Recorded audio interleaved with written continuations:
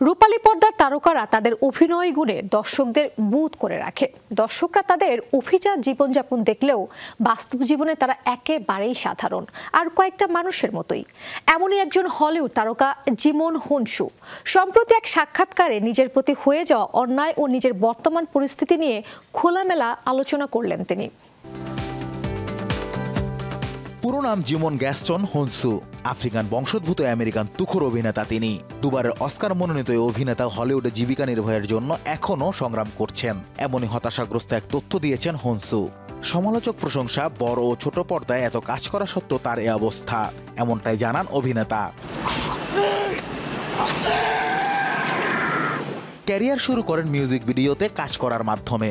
1990 সালে I am nothing cinema দিয়ে রূপালী পর্দায় অভিষেক হয় হুনসুর। তবে 1997 সালে স্টিভেন স্পিলবার্গের অ্যামিস্টার সিনেমায় সিনকো চরিত্র অভিনয় করে পান বিশ্বজোড়া খ্যাতি। এরপর আর পেছনে ফিরে তাকাতে হয়নি। একে একে অভিনয় করেন ইন আমেরিকা, ব্লাড ডায়মন্ডের মতো সিনেমায়। এমনকি ডিকাপ্রিওর সাথে ব্লাড ডায়মন্ডে পাল্লা দিয়ে অভিনয় করেন, পান অস্কার মনোনয়নও। এত ব্যবসা সফল সিনেমায় অভিনয় করেছি, ফলাফল স্বরূপ আমি এখনো জীবিকা নির্বাহের জন্য সংগ্রাম করছি। আমি 2 দশকেরও বেশি সময় ধরে 2টি অস্কার মনোনয়ন নিয়ে চলচ্চিত্র ইন্ডাস্ট্রিতে এখনো টিকে আছি। অনেক ব্লকবাস্টার সিনেমাতে অভিনয় করেও আমি এখনো আর্থিকভাবে সংগ্রাম করছি। সম্মানীয় আমার প্রাপ্যতার তুলনায় কম পাই। রিডলি স্কটের গ্ল্যাডিয়েটর সিনেমা তার ক্যারিয়ারে অন্য মাত্রা যোগ করেছে। তবে এগুলো এখন তার কাছে কোনো মূল্য বহন করে না, কেননা তিনি মনে করেন তার সাথে অন্যায় হয়েছে। 2 বার করে অস্কার মনোনয়ন পেয়েও যেটা হয়নি কাঙ্ক্ষিত অস্কার। তিনি বর্ণবাদের শিকার হয়েছেন। আমি গোল্ডেন গ্লোব ও অস্কারের জন্য মনোনীত হয়েছি, তবে তারা আমাকে উপেক্ষা করেছে।